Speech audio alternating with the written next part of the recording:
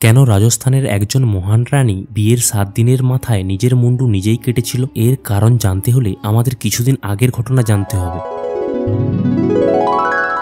বুন্দেরের এক রাজপুত সর্দারের কন্যা হাডির সাথে বিয়ে হয়েছিল মেবারের রানা রাজ সিংয়ের সেনাপতি রতন সিংয়ের। এদিকে দ্রুত মেবার আক্রমণ করতে দিল্লি থেকে আসছেন মুঘল সম্রাট ঔরঙ্গজেব। খবর পেয়ে রানা রাজ সিংহ তার সমস্ত সেনাপতিদের যুদ্ধে যাওয়ার নির্দেশ দিলেন। সদ্য বিবাহিত রতন সিংহের কাছেও সেই বার্তা এসে পৌঁছালো বন্ধু শার্দুল সিংহের মারফত। তাই অনিচ্ছা সত্ত্বেও সদ্য বিবাহিত স্ত্রী হাডি রানীকে ছেড়ে যুদ্ধে গেলেন সেনাপতি রতন সিংহ। যুদ্ধক্ষেত্র থেকে পত্র লিখে স্ত্রীকে জানালেন যুদ্ধের গতি প্রকৃতি সম্পর্কে। সেই সঙ্গে স্ত্রীকে বললেন তার একটি স্মৃতিচিহ্ন পাঠাতে। এদিকে স্বামীর পত্র পেয়ে চিন্তিত হাডি রানী। তিনি ভাবলেন স্বামী যদি এভাবে যুদ্ধের কথা ছেড়ে তার কথা ভাবতে থাকে তবে তো যুদ্ধে জেতা কঠিন হয়ে দাঁড়াবে। তখন তিনি মনস্থির করে ফেললেন যে তিনি নিজের শিরচ্ছেদ করে সেটাই স্মৃতিচিহ্ন হিসেবে স্বামীকে পাঠাবে। তখন তিনি তার খাস চরকে ডেকে পাঠালেন এবং বললেন যে তিনি নিজের শিরচ্ছেদ করবেন এবং থালায় সাজিয়ে কাপড় ঢাকা দিয়ে তা স্মৃতিচিহ্ন হিসেবে দিয়ে আসতে হবে সেনাপতি স্বামীর কাছে, কিন্তু তার আগে কেউ যেন তা জানতে না পারে।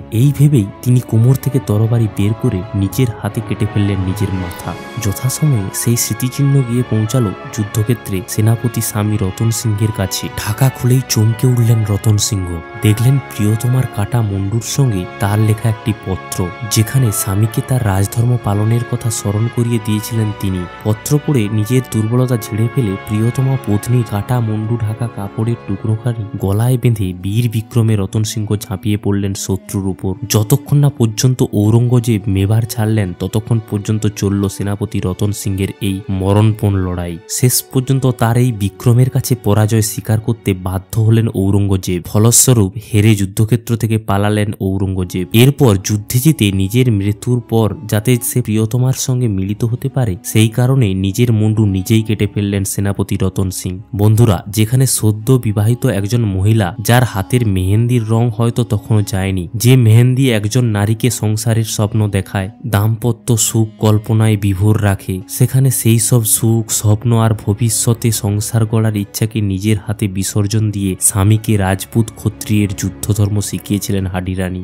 বর্তমানে অবশ্য হাডি রানীর এই বীরত্বের পুরস্কার স্বরূপ রাজস্থান পুলিশের একটি মহিলা ব্যাটালিয়নের নাম রাখা হয়েছে হাডি রানী ব্যাটালিয়ন। আর তাছাড়া রাজস্থানের মানুষের লোককথায় আজও জীবন্ত রয়েছেন হাডি রানী। তো হ্যালো বন্ধুরা, আমি প্রতীক ছিলাম এতক্ষণ তোমাদের সাথে। এরকম অনেক অজানা ইতিহাস যা বইতে পড়ানো হয় না, সেগুলি জানতে আমাদের চ্যানেলটি অবশ্যই সাবস্ক্রাইব করে রাখুন।